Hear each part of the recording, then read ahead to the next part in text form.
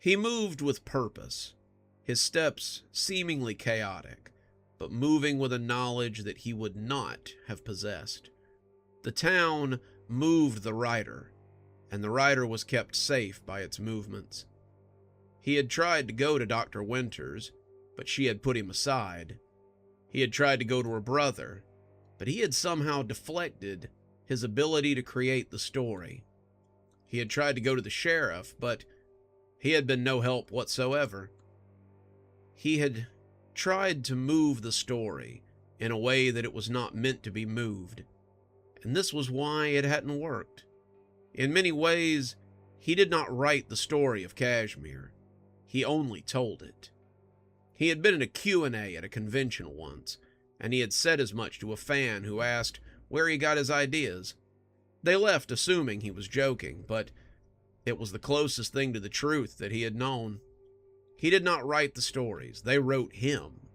They came to him like fan letters from beyond time, and he told their tales as best he could. Sometimes he told them wrong. Sometimes he told them incorrectly on purpose. And in those times, he was always punished. He would be forced to correct his mistakes, or the madness would slowly begin to set in. The madness hovered around the edges of the story, told with untruth, and the writer had been afraid to tell any other story than the one outside the town for a very long time.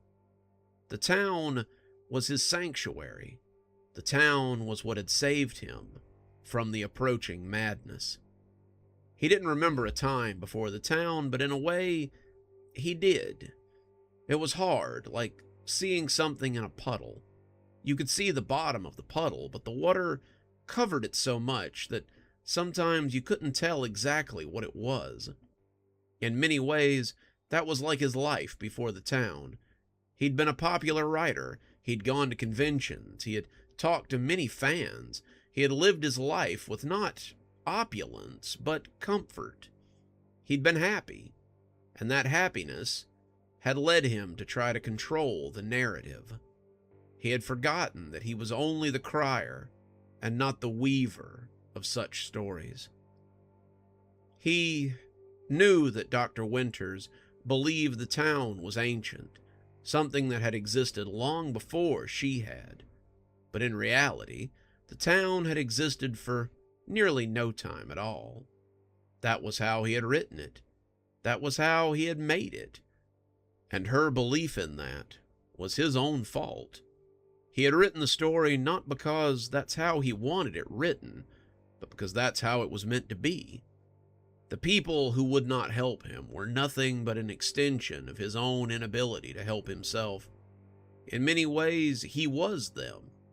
He was them and they were him, and all things served the story. When he stopped to think about it, it was no wonder that he was so lost and scattered these days. Keeping track of all of that was enough to drive anyone off their rocker. His rocker had been in disrepair for quite some time, and he was now afraid that the legs might simply snap and he might fall off into nothingness. He heard the truck before he saw it, the big green one with the man inside who wanted him so desperately. Tyler Durden wants power and influence. He wants to control everything. He shook his head and kept moving. Tyler was desperate enough at this point to try and attack him in the street and throw him in the back of his truck. They believed he had enough power to stop them, but he was afraid that the story had suddenly turned against him. The story would want him to be taken, and there was nothing that he could do about it. If that was his fate, then that was his fate, but he hoped that he might be able to run and get away before the inevitable fell on him. He started to turn back towards Old Town, but then he heard the sound of rubber wheels on the sidewalk and realized the other one was after him. Brandon wants the voices to stop. He wants the voices to stop. That's all he wants. Why can't I make the voices stop for him? He wants so little, it would be easy for me to take it all away from him, but I can't. I can't. Why couldn't he? Why couldn't he indeed? He saw the cemetery gates looming up across the street, and he dashed through traffic to get to it. Someone in a pickup truck blew their horn at him, but the rider ignored them. It was not his fate to be run down by a pickup truck. He knew that much. The driver yelled and shook his fist at him, but that was part of the story too. The rider kept moving, walked through the cemetery gates, and tried to lose himself amongst the headstones. He would be safe here. None of the bright people would think to look for him here. Most of them didn't like to go to the cemetery, as it reminded them of what they had put aside to work with the bright. They did not hear the ghosts. They didn't like to see the names of people who might be disappointed in them. All they saw were memories, and that was enough for some of them to become uncomfortable. Wasn't there someone here who could talk to ghosts? Yes, Earl could talk to the ghosts. Earl could speak with the spirits, but that was how he had been written. John could talk to the ghosts as well, but John wasn't here. John was asleep next to his girlfriend, the two of them having a nap at their apartment before he had to go to work. If John was here, he would help him, but he was snoozing and in no position to help the poor man. Maybe Earl would help him. But Earl had been strange lately. The writer only vaguely knew this. For some reason, he could not see Earl's story very clearly, and he wondered why that was. Earl had been on his mind a lot the year before. Earl and his friends had been at the center of many stories, but now it seemed like his time in the spotlight might be over for a little while. That was okay. Everyone in Cashmere had their time on the stage, but it made the writer wonder if Earl was to die or simply fade into obscurity. In Cashmere, those were really your only two options at the end of the day. You either served the story in some way, or you were taken off the board and put on a shelf until you were needed again. Or, he reminded himself as he walked amongst the gravestones, you died, and your story was done. As he lost himself amongst the headstones, he felt a little more at peace. He often came to the cemetery, though no one saw him. He could move unseen when he wanted to, when he wasn't being pursued by outside forces at least, and the cemetery was always a place of peace. The ghosts never spoke to him. The dead always stayed in the ground, and he was reminded of people who had come before them. Some of the people were just props, people who were more abortion than actual people. They had never existed. They had been snuffed out before they could live because the story needed their memory, but not them. Sometimes that made him feel terrible, but he had to remind himself that the story must always be served, and to do otherwise would lead to madness. He found a bench near the back of the cemetery and took a seat, watching the sun as it began to slide towards the end of the day. What would he do now? He couldn't run forever. He needed to find a safe place.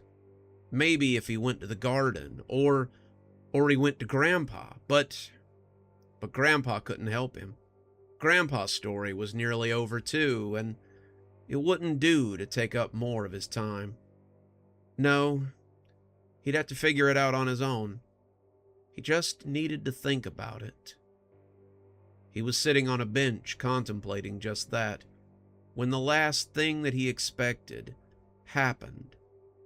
He was surprised. The needle that slid into his neck was icy cold, a sudden invasion that took him completely by surprise. And when he dared to look at the source, he saw that it was Earl.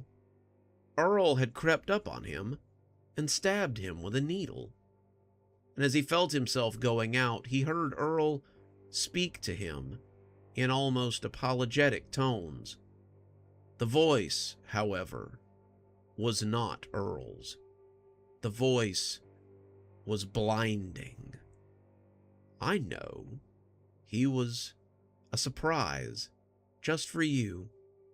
I had to hide him from you, so that you wouldn't see him coming. But now, I can truly begin my work. The writer slipped off with a sense of dread, beginning to ruin him. It appeared the book club had caught up with him at last. Good evening, everyone. It's me, Dr. Plague. Thank you so much for joining us for tonight's show. If you think you might like a little more spooky in your life, then please feel free to click on one of the videos we have up here. Maybe look at one of the playlists if you're trying to get caught up. I know, there's so many videos on the channel. There's so many series that are going at the same time. Sometimes you just need a little refresher course, and I gotta say, I always enjoy the views. If you're not subscribed, feel free to hit that subscribe button. Maybe hit the bell so you don't miss anything. We upload a lot on this channel, so you won't want to miss a single story as they come out. If you'd like to support the channel, you can click on the Amazon link down there. There's quite a few books in my Amazon account. You can have a look, and if you'd like a signed copy, get up with me through email, and I'll be happy to work something out with you. Also, there's links to my Patreon, and you can become a member on the channel if you'd like your spooky a little bit early. Patrons and members on the $5 tier get their videos 12 hours early. That's in the morning as opposed to in the evening. Patrons at the $10 level also get a signed copy of my book anytime I write one. Speaking of my patrons, you should see them appearing right now. Just wanted to take a minute to say how much I appreciate all of you. Patrons, subscribers, however you give to the channel. I really appreciate everything you do, and it truly touches me that you have chosen to support the channel in this way. Well, that's enough for now. Till next time, Dr. Plague, signing off. Have a wonderful evening.